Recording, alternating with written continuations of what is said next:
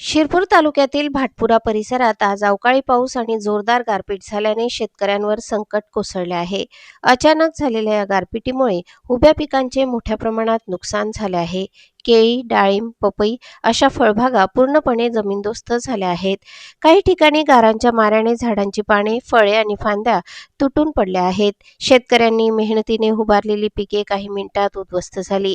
यामुळे शेतकऱ्यांच्या तोंडचा घास हिरावून गेला आहे. अनेक शेतकऱ्यांचे लाखो रुपयांचे नुकसान झाल्याचा प्राथमिक अंदाज आहे. हातातोंडाशी आलेले पीक नष्ट झाल्याने शेतकरी हताश झाले आहेत. नैसर्गिक आपत्तीने शेती उद्ध्वस्त झाल्याचे चित्र सर्वत्र दिसून येत आहे. प्रशासनाने तातडीने पंचनामे करून नुकसान भरपाई द्यावी अशी मागणी शेतकऱ्यांकडून होत आहे. गारपिटीचा फटका बसलेल्या शेतकऱ्यांना तात्काळ मदतीची गरज आहे. विमा कंपन्यांनीही त्वरित पाहणी करून नुकसान भरपाई द्यावी अशी अपेक्षा आहे. शासनाने गंभीर दखल घेऊन विशेष मदत जाहीर करावी अशी मागणी जोर धरत आहे. या अवकाळी पावसामुळे संपूर्ण परिसरात चिंतेचे वातावरण पसरले असून शेतकऱ्यांच्या डोळ्यात पाणी आणि मनात निराशा दिसून येत आहे.